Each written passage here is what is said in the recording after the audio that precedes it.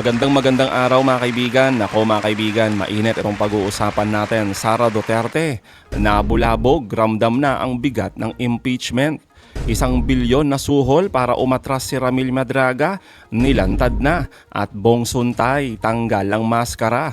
Grabe mga kaibigan, wala talagang lusot ang Vice Presidente matapos makakuha ng majority votes ang Kamara na may sapat na basihan ang impeachment laban nga dito sa ating Vice Presidente. Ramdam na ng grupong Duterte ang bigat ng impeachment dahil biglang nag-file ng kasong perjury si VP Sara dito nga kay Madriaga. Kaya naman may buwelta ang kampo ni Ramil Madraga sa mga pananakot umano ng ating Vice Presidente. Abay gustong patahimikin pero tuloy ang laban para daw sa katotohanan at attorney binunyag ang 1 bilyong piso na suhol para lang wag magtestigo si Ramil Madraga laban kay VP Sara at Bong Suntay. Ni Real Talk, nakakahiya, tanggal ang maskara. Nako mga kaibigan, abangan nyo po yan. Yan ang ating pag-uusapan. Pero bagong lahat, pakilike muna ang ating video, pakishare na din po at subscribe na po kayo sa ating channel. Unahin na po muna natin ito mga kaibigan. Sabi po kasi ng ating Vice Presidente, Sara Duterte, wala daw siyang oras sa impeachment. Marami daw siyang ginagawang trabaho. Ang sipag naman pala talaga mga kaibigan. Akala mo talaga no? Totoo. Pero mga kaibigan sa sobrang sipag ng ating Vice Presidente at wala siyang oras sa impeachment, abay bigla siyang may ganito mga kaibigan. May oras siya sa ganito. Tingnan nyo to.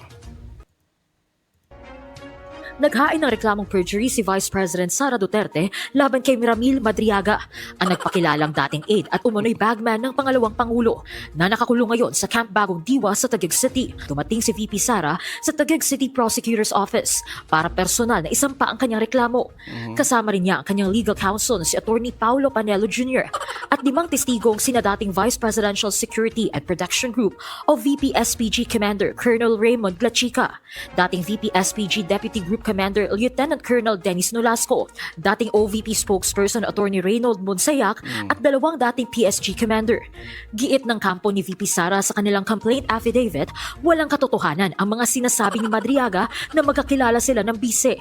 Nanindigan din sila na walang personal at profesional na relasyon ang dalawa. Ipinapakita rin daw na kanilang reklamo na hindi na fact check at background check kay Madriaga ang mga naghain ng impeachment complaint laban kay VP Sara.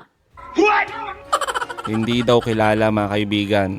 Sige, sabi ng kwento ng ating Vice Presidente, di ba? Tulad na lamang nito mga kaibigan. Anong sabi ng ating Vice Presidente? Trabaho muna at walang oras sa impeachment. Pero may oras para kasuhan si Ramil Madraga ng perjury.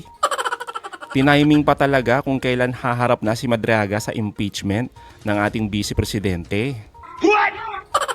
Grabe mga kaibigan, no? Kaya naman, heto ang buwelta ni Attorney Palad, Legal Counsel ni Ramil Madraga. At mga kaibigan, ilalantad niya din ang 1 bilyon na suhol. Panoorin po natin to. Yeah, kung talagang merong false allegations sa'yo na talagang wanton, deliberate assertion of falsehood, ang natural reaction ng isang tao is the very next day na lumabas siya, magpapile ka ng perjury. Di ba? If I say something to you under oath, magpapile ka ng perjury, siguro pinakamatagal 1 week. Pero they waited for 3 months. Tinaon pa doon sa impeachment Yun nga. proceeding. Siguro ang purpose is to discredit yung credibility. In fact, nabasa ko yung press statement ni VP Sara. Lagi nilang dinudugtong na akusado sa kidnapping. Di ba? So, character assassination, discrediting yung kanyang possible testimony. So, especially pag ang complainant, public official, di ba? Hindi ka dapat pala sibuyas. So, Correct.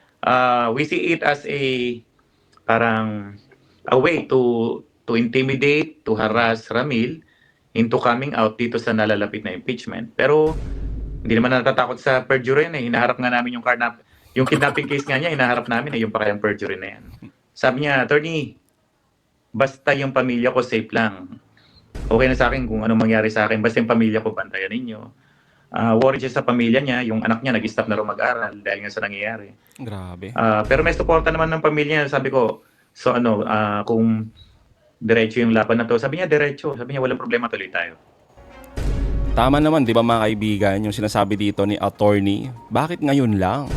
No, bakit ngayon lang nagkaso itong si Sara Duterte? Napaghahalataan tuloy na natataranta ang ating Vice Presidente. Oo, gustong sirain at patahimikin di umano itong si Madriaga. Kaso yun lang mga kaibigan, tuloy daw ang laban wala nang atrasan.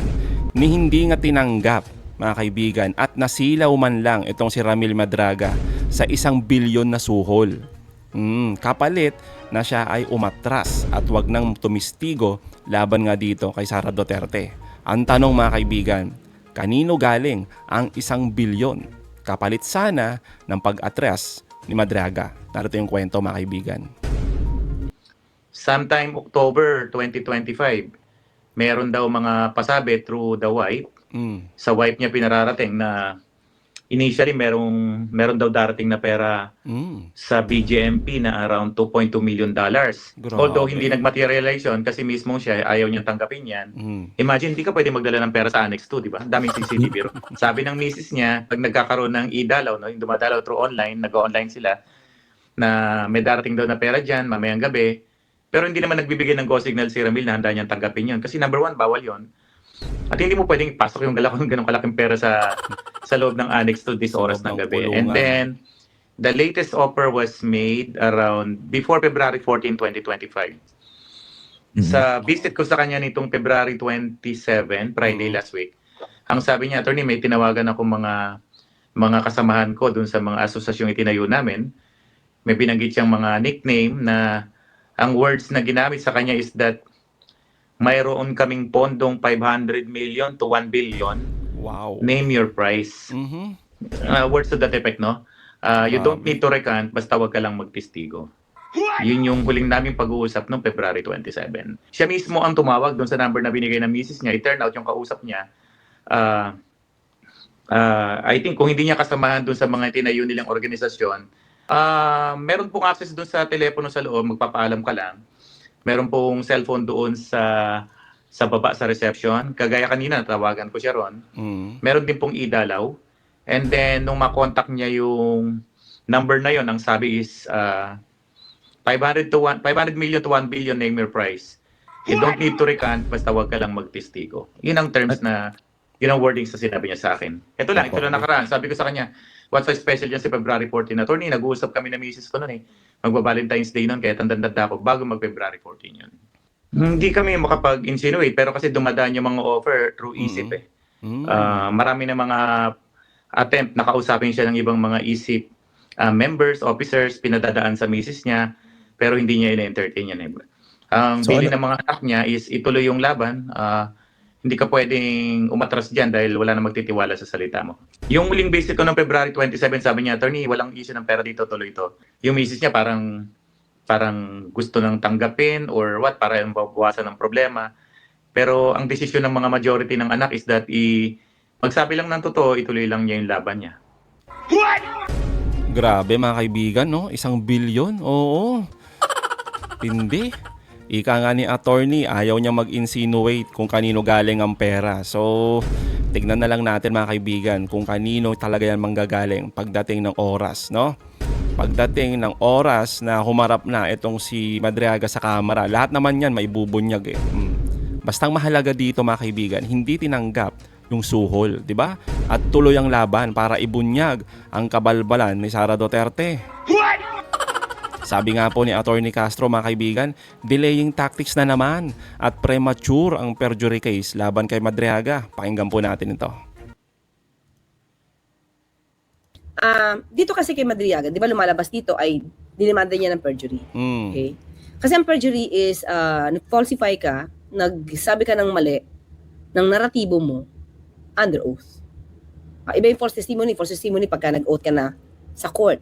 Dito, okay. Perjury, kasi nagsinungaling ka sa dokumento under oath mo.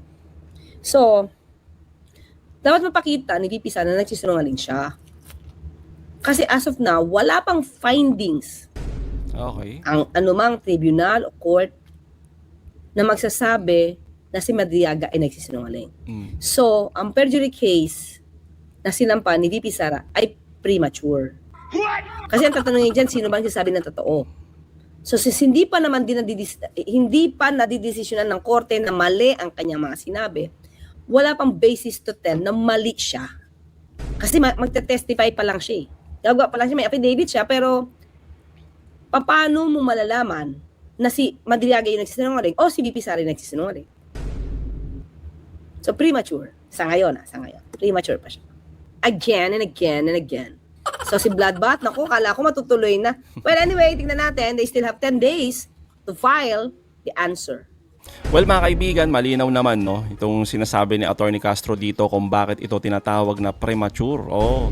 Para mapatunayan ang perjury, mga kaibigan, kailangan mapatunayan muna na ang sinabi ni Ramil Madraga ay sadya o yung lantarang kasinungalingan, lahat yung mga sinabi niya sa kanyang affidavit. Kaya lang, mga kaibigan, etong kinaso umano kay Madraga, abay kasama sa plano ni Sara Duterte. Plano upang siraan ang credibility, 'di ba? Sabi nga ni kanina Attorney Palad, baka para ubusin din yung oras at pera ni Madriaga. Lalong-lalo na ito na nga i-divert ang usapin ayon pa mismo kay Attorney Palad. Tsaka abangan na lang natin, mga kaibigan, no, kung sasagot ba talaga ang ating Vice Presidente dito nga sa kanyang impeachment case. Sabi naman ni Kong Luistro, kahit hindi magpakita itong si Sara Duterte sa kanyang impeachment case sa Kamara, abay tuloy ang impeachment. Walang makakapigil kahit hindi dumalo itong si Sara Duterte. Di tulad, mga kaibigan, ni Bong Suntay. Eto. No, yung nag-iisang mga kaibigan bumoto na hindi pabor sa impeachment ni Sara Duterte. Wala naman daw kasing masama sa mga naging pahayag ng ating Vice Presidente laban sa ating Pangulong Marcos. Dahil daw ang lahat ng yon ay imagination lang. Pati nga daw yung analogy niya kay Ann Curtis, hindi daw yun masama. Talaga ba? Kahit nag-sorry ito, mga kaibigan, pinaninindigan niya pa din yung kanyang analogy. Kaya ito, mga kaibigan, ang matinding sagot ni attorney dito nga kay Bong Suntay. Pakinggan po natin to. Total, ang pinag-usapan dito po ay ang buhay ng ating Pangulo, ni First Lady, at idagdag na rin po natin ang dating House Speaker, Martin Romualdez. Hindi seryoso sa kanyang pananaw ang pagbabanta sa buhay ng isang Pangulo. Alam po natin ang kaibahan ng grave threats sa murder, grave threats sa homicide, grave threats sa physical injuries. Ang grave threats, ito po ay sumasaklaw sa pagbabanta na gawan ng isang krimen, ang isang tao, ang kanyang honor o ang kanyang property. It involves threatening another person with infliction of crime in the person, in the honor, and the property of that person being threatened. Seryoso po, kahit biro o hindi biro, ang pagbabanta sa buhay ng isang Pangulo. Kung sa ibang tao, o sabihin na natin, doon sa mga nagsasabing hindi seryoso ang mga salitang patain mo ang isang tao, kahit ano pa ang kondisyon niyan, nandoon ang pagbabanta, nandoon ang pagkikreate ng fear and anxiety in the person being threatened. Nandoon ang intimidation. Correct. Kung sa pamilya kaya nila ito gawin, tumawag ang isang tao at sabihin, I am imagining myself killing you. Hindi ba sila mate-threaten? Nasasabi lamang nila ito dahil hindi sila ang na-threaten. Correct. Yun naman At patungkol talaga. sa sinasabi na naging usapin patungkol sa kababaihan, unang-una po, ang pag-i-imagine o pagpapantasya sa isang babae. Yan. Kung ito'y nasa isip lamang, hindi natin masasabing ito'y krimen dahil hindi ito naisisiwalat.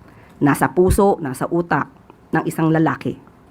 Pero pag ito'y ibinulalas niya at ipinagmalaki sa publiko ang kanyang pagpapantasya sa isang babae, this is definitely a sexual innuendo. hindi po ito masasabing walang krimen. The mere fact na sinabi niya to in public, to the public, pertaining to a particular person, it is already covered by Safe Spaces Act. So, hindi pwedeng sabihin na walang krimen kung ito'y ibinulalas at ipinagmalaki pa sa publiko ang isang pagpapantasya sa isang babae. Nakakaya kasi mga kaibigan no? Ito kasi yung mahirap sa mga katulad nila Bong Suntay at yung mga alipores ni Duterte. Ang katwiran nila, laging imagination lang yon, hyperbole lamang dahil sa nararamdaman na pangamba ng ating BP Sara Duterte. At dahil daw napuno na siya sa dami ng problema, sa dahil lang daw sa pamumulitika ng ating Pangulong Marcos, kaya pumutok na siya. Pero wala naman daw masama doon. Imagination lang, katulad ni Bong Suntay. Sana lang mga kaibigan, no, itong mga leader natin, sana maisip nila, ang bawat salita nila ay may bigat. Kahit biro pa yan mga kaibigan, o kaya naman imagination lang yan. Pero kung ito naman ay tungkol sa karahasan, pagpapantasya sa mga kababaihan, pagputol sa ulo ng Pangulo, abay hindi po madaling tanggapin yan, lalo na kapag ito ay nanggagaling sa mga honorable kuno na congressman at isang vice-presidente. Nakakahiya. So mga kaibigan, anong masasabi nyo patungkol dito? Comment down below. Again mga kaibigan, huwag nyo kalimutan, i-like at i-share itong mga videos. Hanggang sa muli, kita-kita ulit tayo mga kaibigan.